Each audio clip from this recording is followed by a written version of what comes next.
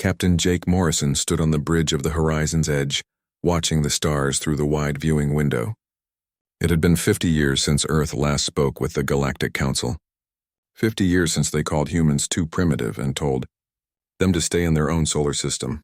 Jake remembered the stories his grandfather told him about the day the aliens came to Earth. They looked at human technology and laughed. They said humans were like children playing with toys.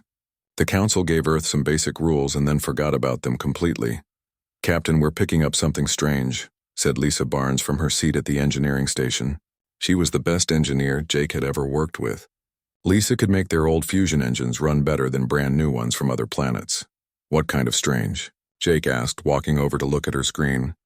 "It's a distress signal, but it's not coming from any human ship," Lisa said, pointing to the data flowing across her monitor. "The language is definitely alien. Sounds like one of those council species." Ryan Clark, their science officer, looked up from his own workstation. Ryan loved studying alien life forms. Even though he had never actually met any real aliens, all his knowledge came from old council databases that Earth still had access to. "Let me hear it," Ryan said, plugging in his translation equipment. The bridge filled with strange clicking and whistling sounds. After a few moments, Ryan's computer began converting the alien words into English. "Help us. Under attack. Research station. Location follows." Jake felt his heart beat faster. For 50 years, Earth had followed the Council's orders to stay away from the rest of the galaxy. But now someone was asking for help, and they were the only human ship out here. "How far away is the signal coming from?" Jake asked. Lisa checked her instruments. "About 6 hours at maximum speed. But Captain, if we go there, we'll be breaking Earth's isolation agreement with the Council." Jake looked around at his crew. There were 12 humans on board the Horizon's Edge. They had left Earth 3 months ago on what was supposed to be a simple exploration mission to the edge of human space. Now they had a choice that could change everything. "What do you think?" Jake asked his crew. Amy Foster, his second in command, spoke first. "If someone needs help, we should help them. That's what humans do. But what if the Council gets angry?" asked Greg Coleman from the communications station. Ryan looked up from his translation work. "According to this signal, the attackers aren't Council ships.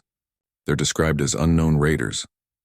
If the Council can't protect their own people, maybe they need our help." Jake made his decision.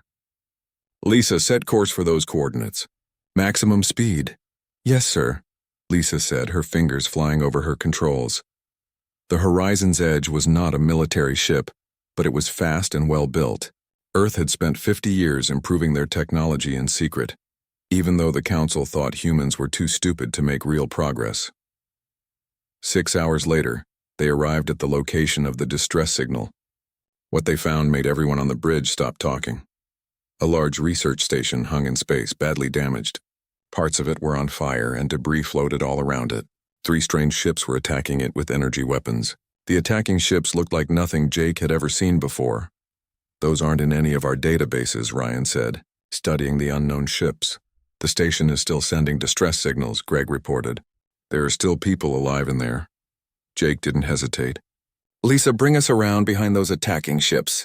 Greg tried to contact the station and tell them help is coming. "Captain, we only have basic defensive weapons," Amy warned him. "Then we'll have to be smart about this," Jake replied. Lisa had made special modifications to their fusion engines that made the Horizon's Edge much faster than it looked. She brought them in at an angle the attacking ships didn't expect. The Horizon's Edge wasn't built for fighting, but it was built to survive. When the unknown ships turned their weapons on them, the human ships' shields held. Meanwhile, Jake ordered Lisa to ram one of the attacking ships. "Are you crazy?" Lisa shouted. "Trust me," Jake said. Lisa did as ordered. The Horizon's Edge hit the attacking ship at full speed, but at the last second she reversed the engines. The impact damaged the enemy ship but didn't destroy the human vessel. The other attacking ship seemed confused by this unusual tactic. They had never seen anyone use ramming as a precision weapon before. While the enemies were distracted, Jake ordered Greg to broadcast a message on all frequencies, claiming that a large human fleet was approaching.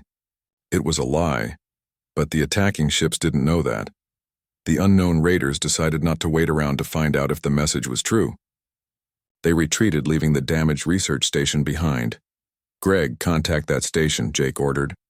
A few minutes later, an alien face appeared on their main screen. It looked like a cross between a fish and a bird with large eyes and blue skin. "I am Dr. Veltar of the Aquarian delegation," the alien said in surprisingly good English. You are humans." "Yes," Jake replied. "Are you injured? Do you need help?" Dr. Veltar's large eyes grew even larger. "Humans, but humans are quarantined. You're not supposed to be out here. We heard your distress call," Jake said simply. "Do you need help or not?" Yes, we do," Dr. Veltar said quickly. "Our life support is failing, and we have wounded researchers." Over the next several hours, Jake's crew helped repair the station and treated the injured aliens.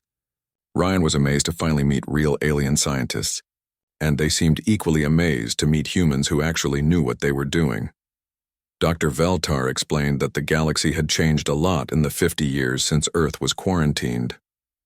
The old peace agreements between different species were breaking down. Wars were starting in many places, and the Council seemed unable to stop them. "Those raiders have been attacking research stations for months," Dr. Veltar explained. "The Council keeps saying they'll send protection, but it never comes." "What about the Corvan Empire or the Zephyrians?" Jake asked, remembering the most powerful Council species. "The Corvans are busy with their own expansion projects. The Zephyrians say research stations are not their responsibility," Dr. Veltar replied sadly. As the Horizon's Edge prepared to leave, Dr. Veltar made an unexpected request. "Will you come with us to the Council? They need to know that humans saved us. They need to know that maybe their ideas about your species were wrong." Jake looked at his crew. They all nodded. "All right, Dr. Veltar, we'll follow you to the Council." None of them knew that this simple decision to help strangers would change the entire galaxy. News of the human rescue spread through Council space faster than anyone expected. Within days, every major species in the galaxy knew that Earth ships were active again outside human space. Admiral Kate Sullivan had been retired for 15 years. But when Earth's government called her back to service, she didn't hesitate. She had been Earth's last official representative to the Galactic Council, and she remembered every insult and dismissal the aliens had given humanity. Kate stood in the briefing room on Earth's moon base. Looking at the reports coming in from across the galaxy, the situation was worse than anyone had imagined. "Admiral, we're getting requests for help from 17 different systems," reported Marcus Torres, Earth's best diplomat. Marcus had spent decades studying alien cultures and languages, preparing for the day when Earth might return to galactic politics. "What kind of help?" Kate asked. "Everything from medical supplies to military protection. It seems the Council has been falling apart since we left," Marcus replied. Kate studied the star maps on the wall. Red marks showed areas of conflict, and there were far too many of them. "The Council has summoned us to appear before them," Marcus continued. "They want to know why human ships are operating in their space without permission." Kate smiled coldly. "Do they now? How interesting that they suddenly remember we exist." 3 days later, the Horizon's Edge arrived at Nexus Prime, the capital world of the Galactic Council. Captain Morrison and his crew had never seen anything like it. The planet was covered in massive cities that stretched from one continent to another, and thousands of ships from dozens of different species filled the space around it. Admiral Sullivan arrived separately on the diplomatic vessel New Frontier, accompanied by Marcus Torres and a full delegation of Earth's finest negotiators and scientists. The council meeting was held in an enormous chamber that could hold representatives from all the galaxy's major species. Jake Morrison and his crew sat in a special section reserved for witnesses, while Admiral Sullivan and her team took their places at the speaker's platform. High Chancellor Zix Mora of the Zephyrians called the session to order. The Zephyrians were tall, thin beings with silver skin and large heads. They considered themselves the most intelligent species in the galaxy.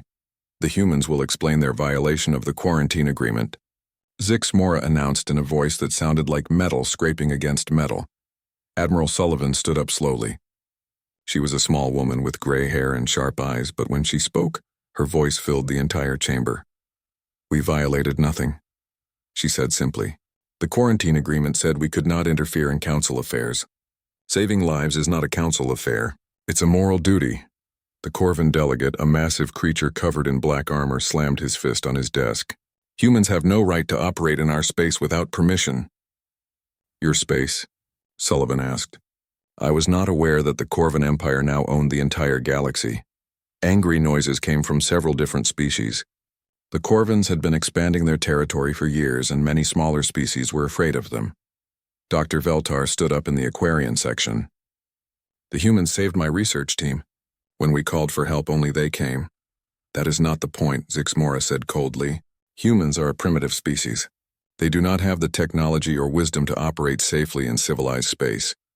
Amy Foster, who had been quiet until now, stood up and activated a portable projector. Images filled the air above the council chamber, showing the attack on the research station. These are the raiders who attacked the Aquarian station, she said. Perhaps the council can tell us who they are? The images showed the attacking ships clearly. Several council members began talking among themselves in worried voices. Marcus Torres stood up next. We ran those ship designs through our databases. They match Corvin military vessels, but with their identification markings removed. The chamber erupted in angry shouts. The Corvin delegate roared denials, but other species were demanding explanations. This is impossible, the Corvin shouted. Humans do not have the technology to identify our ships. Admiral Sullivan smiled. Don't we? She pressed a button on her communication device, and a set of coordinates appeared on every screen in the chamber. These coordinates will lead you to a location in Corvin space, she said calmly. You will find there a small observation post that has been monitoring Corvin fleet movements for the past 20 years. The silence that followed was complete. Every being in the chamber stared at Admiral Sullivan. 20 years? Zixmora asked in a voice barely above a whisper. Oh yes, Sullivan replied. Did you really think we spent 50 years just sitting in our solar system? We've been watching. We've been learning. And we've been preparing. She activated another display, this one showing a map of the galaxy with hundreds of small dots scattered across it. Each of these dots represents a human observation post. We have been monitoring the major shipping lanes, military movements, and communication traffic of every council species for decades. The Corvin delegate was now standing, his armor making clanking noises as he shook with rage. This is an act of war. No, Admiral Sullivan said coldly.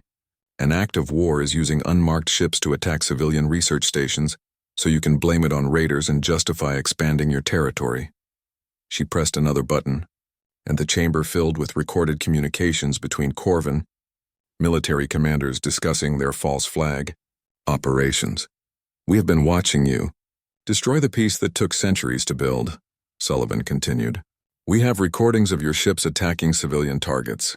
We have evidence of your plans to conquer the smaller species one by one.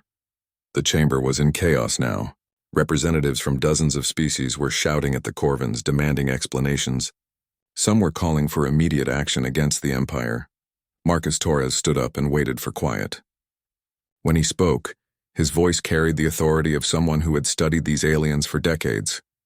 Earth does not seek war, he said. We seek truth. For 50 years you told us we were too primitive to participate in galactic civilization, but while you were fighting among yourselves and ignoring your responsibilities, we were working to preserve the peace you were destroying. Dr. Veltar stood up again. The humans saved us when no one else would come. Maybe we need to listen to what they have to say. High Chancellor Zixmora looked around the chamber at the chaos her people had created. This session is adjourned, she announced. As the various delegates filed out of the chamber, Admiral Sullivan turned to Captain Morrison. Well, Captain, you certainly started something interesting when you decided to answer that distress call. Morrison looked at the evidence they had just presented and realized something important.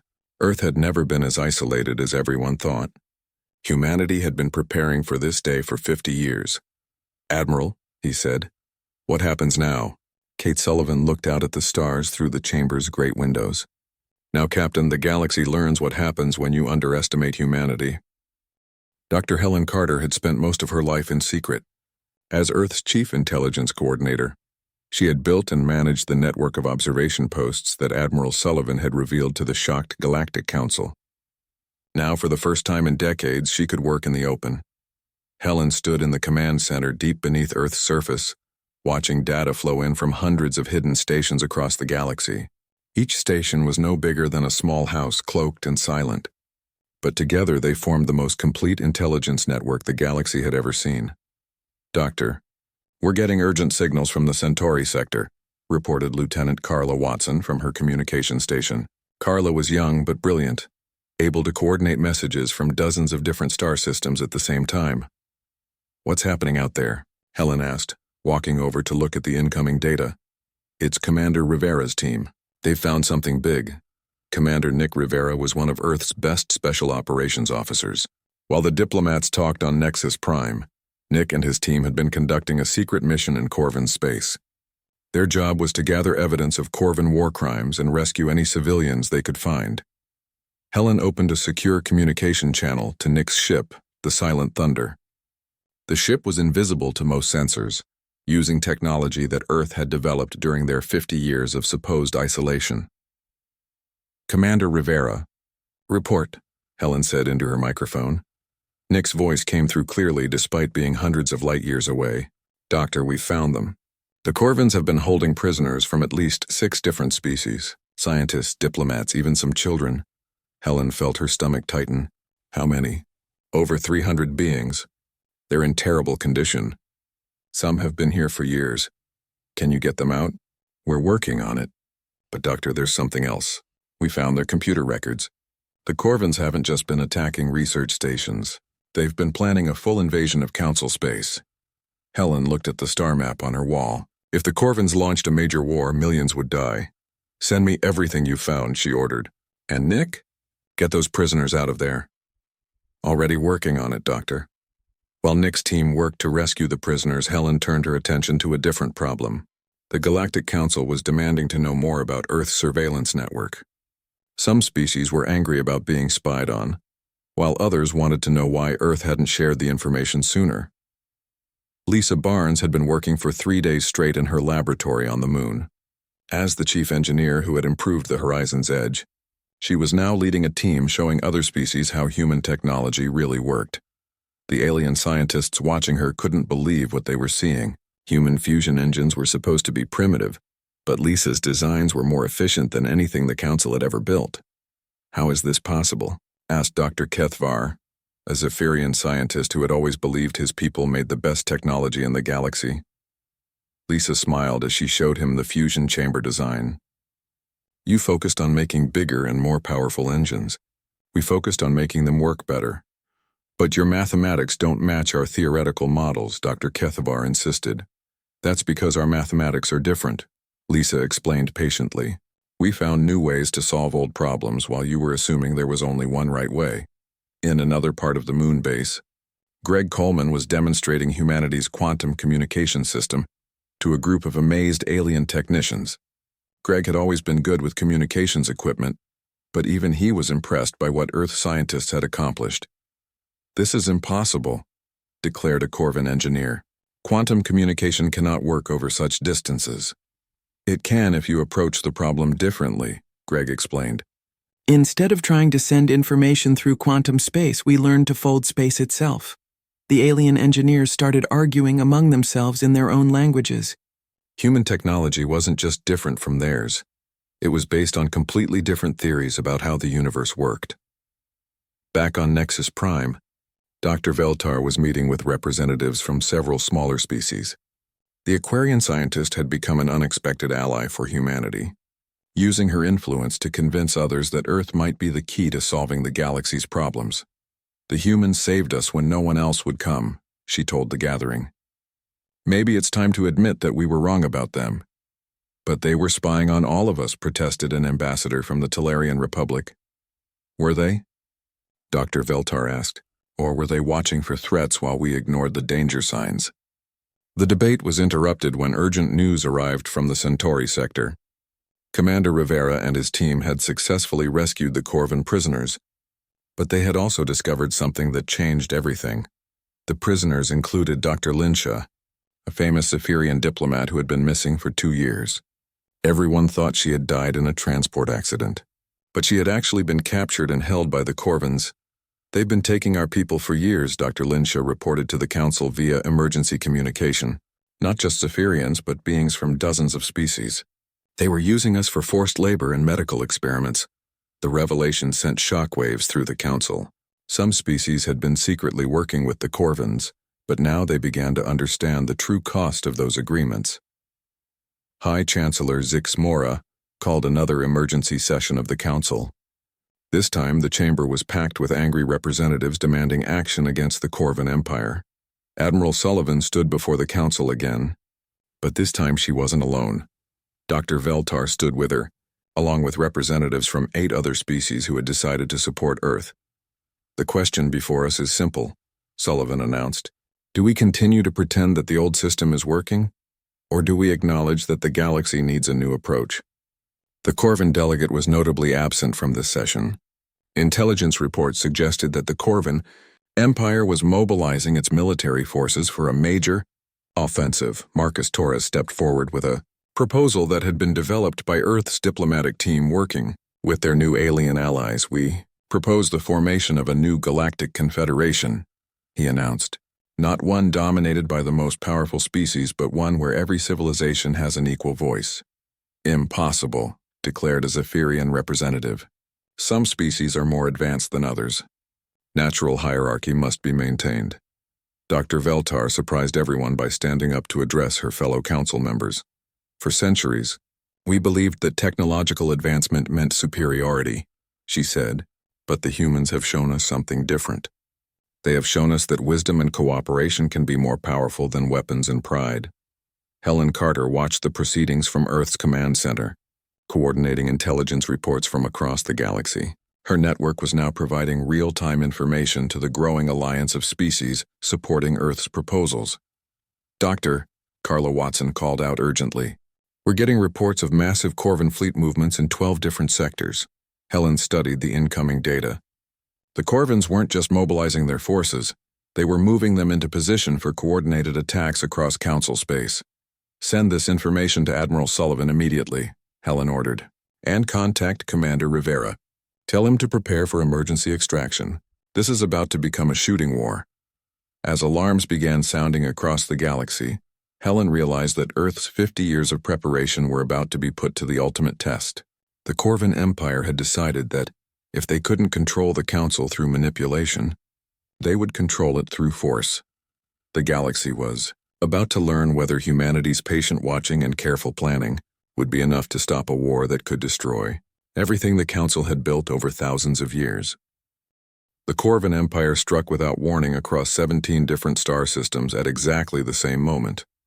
Their plan was simple: destroy key Council facilities and blame the attacks on unknown raiders while positioning themselves as the galaxy's protectors. What they didn't expect was that every move they made was being watched by human observation posts.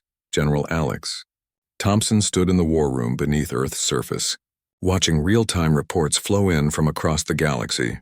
As Earth's defense commander, Alex had spent 20 years preparing for this day, studying Corvin military tactics and developing strategies to counter them.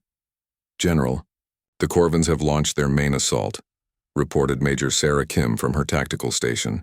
"They're hitting 12 Council worlds simultaneously. Are our ships in position?" Alex asked. "Yes, sir. Admiral Sullivan's diplomatic fleet is standing by, and Captain Morrison's Horizon's Edge is leading our rapid response group." Alex studied the battle display. The Corvins had a much larger fleet than Earth, but humans had advantages the enemy didn't know about. In space near the besieged world of Altair 7, Captain Morrison watched Corvin warships bombard civilian targets below. The Horizon's Edge had been upgraded with military equipment during their stay on Nexus Prime, but it was still just one ship against a dozen enemy vessels. "Captain, we're receiving distress calls from the planet's surface," reported Amy Foster from her position as tactical officer. "There are civilian shelters under attack." Jake Morrison felt the familiar weight of command decisions. During the rescue of Dr. Veltar's research station, he had learned that sometimes the right choice was also the dangerous choice. "Lisa, how are our new modifications working?" he asked his chief engineer. Lisa Barnes smiled from her engineering station. "Better than expected, Captain. The fusion core is running at 120% efficiency, and our new defensive systems are online. Then let's show these Corvins what humans can do. All ships, this is Morrison. Begin attack pattern Delta." The human response fleet consisted of only 8 ships, but they moved with a coordination that confused the Corvin commanders. Instead of attacking directly, the human ships split up and began harassing the enemy from multiple directions. The Horizon's Edge led the attack, using the same ramming tactics that had worked against the raiders at the research station. But this time, Lisa had modified their shields to create an energy feedback pulse that disabled enemy weapon systems on contact. "Impossible," shouted the Corvan fleet commander as his flagship lost power. "Human ships cannot move that fast." But they could. Earth's improved fusion engines allowed their ships to accelerate and change direction much faster than Corvan vessels, which relied on brute force rather than efficiency. On the planet below, Commander Rivera and his special operations team were conducting rescue missions in the middle of the bombardment. Nick had become an expert at moving unseen through hostile territory during his years of intelligence gathering. "Command, this is Rivera," he reported over his secure communication link. "We've found the main civilian shelter. There are over 2,000 beings trapped inside, including families with children. Can you get them out?" asked General Thompson from Earth. "Working on it, but we need the bombardment to stop." Above the planet, the space battle continued. The Corvan ships were larger and more heavily armed, but the human vessels were proving nearly impossible to hit. Captain Morrison's fleet used tactics that no military academy in the galaxy had ever taught. "They fight like insects," complained a Corvan captain to his fleet commander. "No honor, no formation, just swarming and stinging." What the Corvans didn't understand was that human tactics were based on survival rather than glory. Every move was calculated to achieve maximum effect with minimum risk. Ryan Clark, now serving as the Horizon's Edge's tactical analyst, had studied every major space battle in galactic history. He coordinated the human fleet's movements using patterns based on Earth animals, wolf pack hunting, bird flocking, and bee swarm behavior. "Captain, I'm reading massive energy signatures from the Corvan command ship," Ryan reported. "They're preparing to fire their planet killer weapon." Jake Morrison felt his blood turn cold. Planet killer weapons could destroy entire worlds, and there were millions of civilians on Altair 7. "All ships, emergency maneuvers. We have to stop that weapon from firing." The 8 human ships converged on the massive Corvan command vessel. It was a fortress in space, bristling with weapons and surrounded by escorts. But the humans had one advantage the Corvans had forgotten about. Greg Coleman had been monitoring Corvan communications throughout the battle. His improvements to human communication technology allowed him to not only listen to enemy signals, but also to interfere with them. "Captain, I can disrupt their targeting system," Greg reported, "but I need to get close to their command ship." "Do it," Morrison ordered. The Horizon's Edge accelerated toward the enemy flagship, dodging weapons fire from dozens of escorts. At the last moment, Greg activated a focused electromagnetic pulse that overloaded the Corvan ship's targeting computers. The planet killer weapon fired, but instead of hitting Altair 7, it struck empty space. The energy discharge was so massive that it disabled several Corvan ships. Meanwhile, other human fleets were engaging Corvan forces across the galaxy. The battles followed the same pattern: smaller human forces using superior tactics and technology to defeat larger enemy fleets. On Nexus Prime, Admiral Sullivan coordinated the overall defense with representatives from the species that had joined Earth's alliance. Dr. Veltar had convinced several peaceful races to provide support, while others offered their own unique capabilities. "Admiral, we're receiving reports from all sectors," Marcus Torres announced. "Human fleets are successfully defending Council worlds, but the Corvans are regrouping for a major offensive." "How major?" Sullivan asked. "Intelligence suggests they're preparing to attack Earth itself." The idea of attacking humanity's homeworld was something the Corvans had been planning for months. They believed that if they could destroy Earth, the human resistance would collapse. What they didn't know was that Earth had been preparing for exactly this scenario. General Thompson activated defense protocols that had been developed in complete secrecy. Hidden installations throughout the solar system came online, revealing weapons and shields that no other species had ever seen. "All human ships, return to Sol system," Thompson ordered. "It's time to show the galaxy what Earth can really do." As the Corvan invasion fleet approached Earth's solar system, they expected to find a primitive world defended by a few outdated ships. Instead, they found themselves facing the most advanced defensive network in the galaxy. Captain Morrison brought the Horizon's Edge home just as the enemy fleet arrived. Looking at Earth through his ship's sensors, he could see the planet he had grown up on surrounded by defensive installations that had been invisible just hours before. My God, Amy Foster whispered from her station. How long have those been there? 50 years, Morrison replied, understanding for the first time the true scope of Earth's preparations. We've been getting ready for this day for 50 years.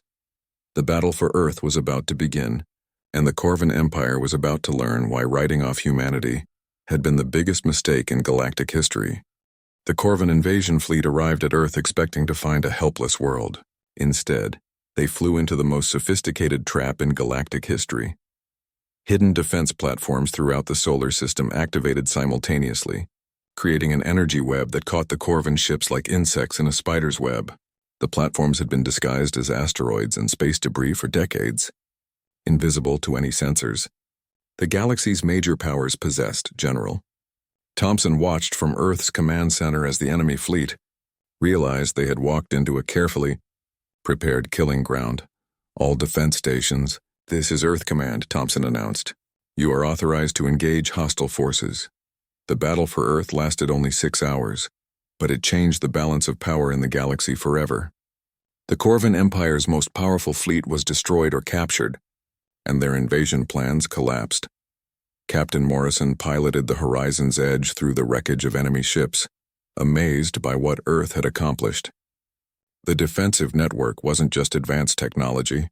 It was proof that humanity had been planning for this moment since the day they were quarantined.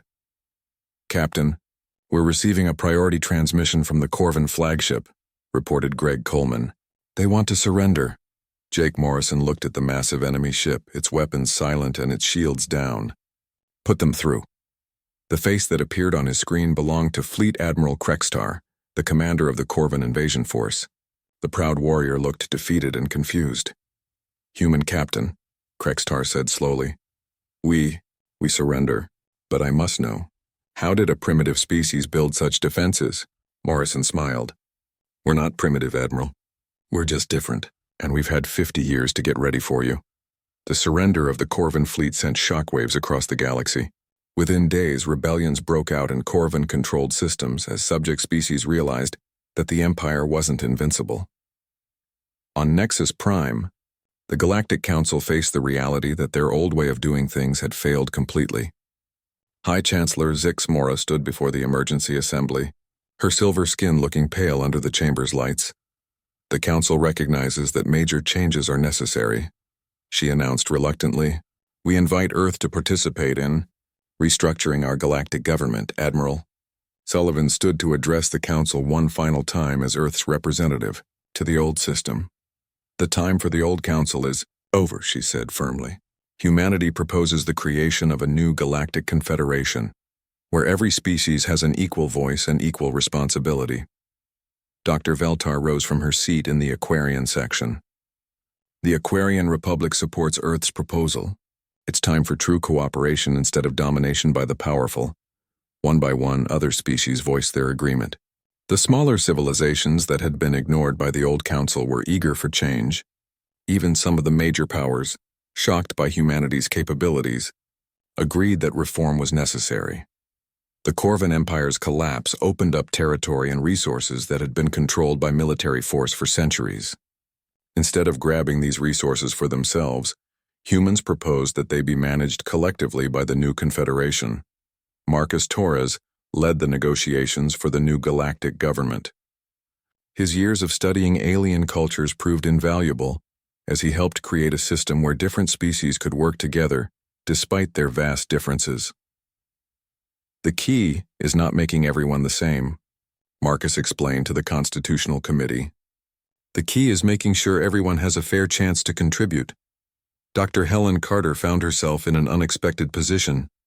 Her intelligence network, built in secret over decades, became the foundation for the new Confederation's early warning system. Instead of spying on individual species, the network would watch for external threats and help coordinate responses to galactic emergencies. We spent 50 years watching for trouble, Helen told the new Confederation Council. Now we can watch for opportunities instead.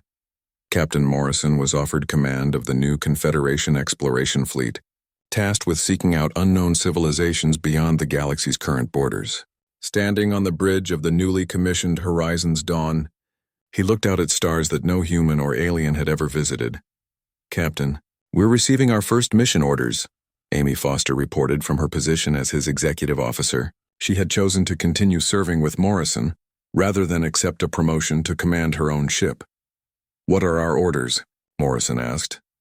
We're to investigate signals from the Andromeda Galaxy. Possible signs of intelligent life, Morrison smiled. Humanity had spent 50 years proving they belonged in their own galaxy. Now they would help explore beyond it. Lisa Barnes had become the chief technology officer for the new Confederation, working with scientists from dozens of species to develop innovations that none of them could have achieved alone. Her fusion engine designs were being adapted for use by every member civilization. The best part, Lisa explained to a group of young human engineers, is that everyone brings something different to the table. We're not trying to make everyone think like humans. We're learning from each other. Ryan Clark established the new Confederation Academy, where young beings from all member species could study together and learn to work as teams. His dream of meeting alien scientists had evolved into training the next generation of galactic explorers. Commander Rivera transitioned from special operations to heading the Confederation's peacekeeping forces. His job was to prevent conflicts before they started, using intelligence and diplomacy instead of military force. The goal is to never have to fight, Nick explained to his new recruits, who came from many different species. But if we do have to fight, we'll be ready. The Corvan Empire didn't disappear overnight, but it transformed. With their military power broken and their subject species in rebellion, the Corvans were forced to negotiate for membership in the new Confederation as equals rather than conquerors. Some Corvan leaders, including former Fleet Admiral Krextar, chose to work with the new system. Krextar became an advisor on military affairs, helping to ensure that the Confederation's peacekeeping forces could handle any future threats.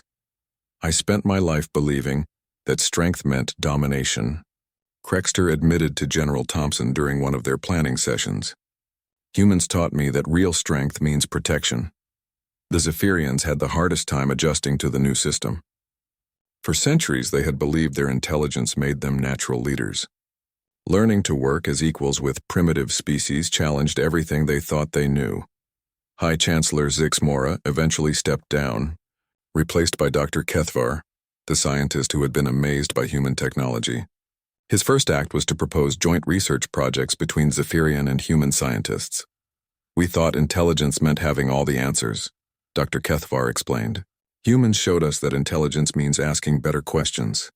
As the first year of the new Confederation passed, the changes were remarkable. Trade increased between species that had been enemies for generations. Scientific discoveries accelerated as different civilizations shared their knowledge.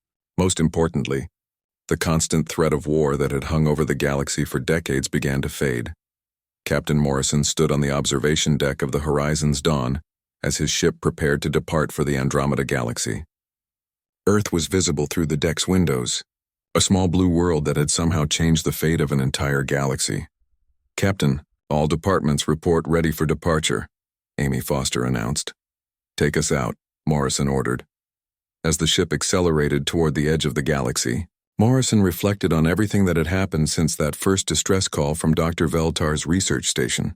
Humanity had been written off as primitive and forgotten, but they had used that dismissal as an opportunity to grow stronger. The galaxy had learned that Earth's greatest power wasn't their technology or their military might. It was their refusal to accept limitations and their determination to help others, even when those others had given up on them. In the end, the Galactic Council had forgotten Earth's power because they had never understood what that power really was. It wasn't the ability to destroy, but the ability to inspire others to be better than they thought possible. And as the Horizon's Dawn jumped to faster-than-light speed, heading toward new worlds and new challenges, humanity carried that power with them to whatever lay beyond the stars.